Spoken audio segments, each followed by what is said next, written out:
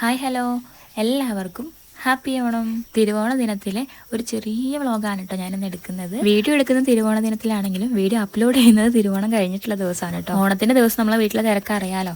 അപ്പോൾ അതെല്ലാം കഴിഞ്ഞ് പിന്നെ വീഡിയോസൊക്കെ ഒന്ന് എഡിറ്റ് ചെയ്യാനുള്ള സമയം കിട്ടിയില്ല. അപ്പോൾ ഇപ്പോഴാണ് ചെയ്യുന്നത്. പിന്നെ എനിക്ക് ഓണത്തിൻ്റെ കണ്ടിന്യൂസ് ആയിട്ടുള്ള വീഡിയോസ് എടുക്കാനും പറ്റിയില്ല കേട്ടോ.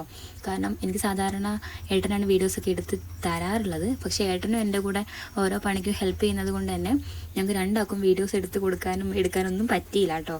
അതുകൊണ്ട് കുറച്ച് വീഡിയോസൊക്കെ ഉള്ളൂ.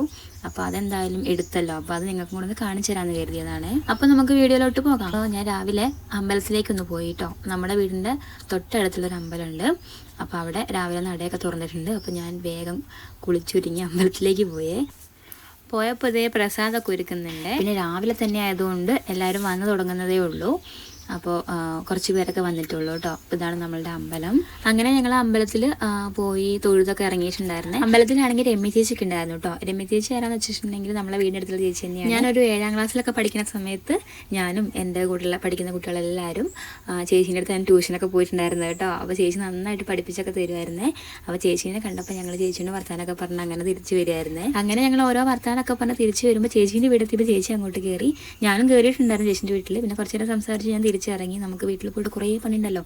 അങ്ങനെ ഞാൻ തിരിച്ചിറങ്ങി. പിന്നെ ഞങ്ങൾ അത്തിട്ടിട്ടില്ല കേട്ടോ. എന്താ വെച്ചാൽ നമ്മളെ മുറ്റൊന്നും ശരിയല്ല. അത്തിടാൻ പറ്റിയൊരു ഇതിലൊന്നും അല്ല മുറ്റം കിടക്കുന്നത്. മുറ്റൊക്കെ നമുക്ക് ശരിയാക്കാനുണ്ട്. അതുകൊണ്ട് തന്നെ ഞങ്ങൾ വിചാരിച്ചു മുറ്റമൊക്കെ ശരിയാക്കിയിട്ട് നല്ല വൃത്തിയാക്കിയിട്ടൊക്കെ അത്തിടാനൊക്കെ തുടങ്ങാമെന്ന് കരുതി കേട്ടോ. അതുകൊണ്ട് തന്നെ ഞങ്ങൾ അത്തിട്ടിട്ടേ ഇല്ല കേട്ടോ ഈ വർഷം. അങ്ങനെ ഞാൻ വീട്ടിലെത്തി ഡ്രസ്സൊക്കെ ഒന്ന് മാറ്റി. നമുക്കിനി പണികൾ ഇഷ്ടം പോലെ ഉണ്ടല്ലോ, ഫുഡ് ഉണ്ടാക്കണം.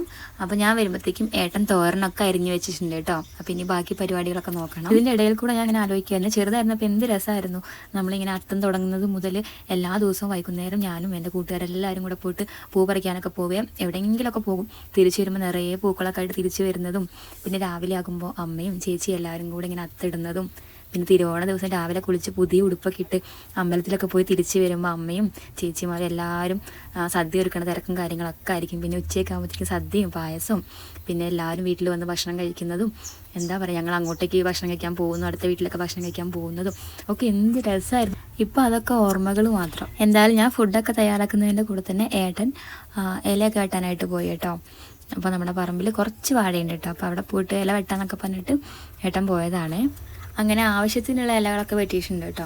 അപ്പോൾ ഞങ്ങൾ വീട്ടിൽ 2 പേരാണെങ്കിലും നമ്മളിന്ന് സദ്യ കഴിക്കാനായിട്ട് നമ്മളെ താത്തേൻ്റെ വീട്ടിൽ നിന്ന് എല്ലാവരും വിളിക്കുന്നുണ്ട് കേട്ടോ. പിന്നെ നമ്മുടെ മക്കളെല്ലാവരും ഉണ്ടല്ലോ. അപ്പോൾ അവർ കുറച്ച് കഴിയുമ്പോൾ വരും. അപ്പോൾ നമ്മുടെ വീട്ടിലും പോകണം, അടുത്ത വീട്ടിലൊക്കെ പോകണം അവർക്ക്. അപ്പോൾ അവിടെയൊക്കെ പോയിട്ട് അങ്ങനെ വരും കേട്ടോ അവർ നമ്മളെ വീട്ടിലേക്ക്. അപ്പോഴേക്കും ഞാൻ ഫുഡൊക്കെ റെഡിയാക്കിയിട്ടുണ്ടായിരുന്നു. അപ്പോൾ സദ്യയിൽ എല്ലാ വിഭവങ്ങളൊന്നും ഉണ്ടാക്കിയിട്ടില്ല, കുറച്ച് മാത്രമേ ഉണ്ടാക്കിയുള്ളൂ കേട്ടോ. ചോറും സാമ്പാറും പച്ചടിയും ഉപ്പേരിയും അവിയലും പായസം പപ്പടം. പായസം ഞങ്ങൾ സേമിയാണ് കേട്ടോ ഉണ്ടാക്കിയിരുന്നത്. അപ്പോൾ ഇതിൻ്റെ ഇടയ്ക്ക് നമ്മുടെ ബാബുക്കാക്കി നിസ്താത്തൊക്കെ വന്നിട്ടുണ്ടായിരുന്നു. അവർ ഫുഡ് കഴിച്ചിട്ട് പോയിട്ടോ. ഇനി കുറച്ച് കഴിഞ്ഞാൽ നമുക്ക് താത്തയും മക്കളൊക്കെ വരും കേട്ടോ. അപ്പോൾ ആ സമയം ഞങ്ങൾ ഫുഡ് കഴിച്ചേ. അപ്പോൾ ഞങ്ങൾക്ക് ടേബിളില്ലായിരുന്നു, അതുകൊണ്ട് ഞങ്ങൾ കട്ടിലാണ് ഫുഡ് കഴിക്കാതിരിക്കുന്നത്. ഉള്ളത് കൊണ്ട് ഓണം പോലെയാണല്ലോ. പിന്നെ താത്തയും മക്കളൊക്കെ വന്നിട്ടുണ്ടായിരുന്നു. അപ്പോൾ താത്തയൊക്കെ കട്ടിലിരുന്ന് ഭക്ഷണം കഴിച്ചു. മക്കൾ ഇത് ഇങ്ങനെ ഇരുത്തി കൊടുത്തിട്ടുണ്ട് കേട്ടോ. ഉള്ള സൗകര്യത്തിൽ എല്ലാവരും ഭക്ഷണം കഴിച്ചു. അപ്പോൾ ഞങ്ങളുടെ ഒരു കുഞ്ഞോണം ഇത്രയേ ഉള്ളൂ. ഞങ്ങളുടെ ഈ കുഞ്ഞു വീഡിയോ ഇഷ്ടപ്പെടുകയാണെങ്കിൽ ഞങ്ങളുടെ ചാനൽ സബ്സ്ക്രൈബ് ചെയ്യാനും ലൈക്ക് ചെയ്യാനും ഷെയർ ചെയ്യാനും കമൻറ്റ് ചെയ്യാനും മറക്കരുത്.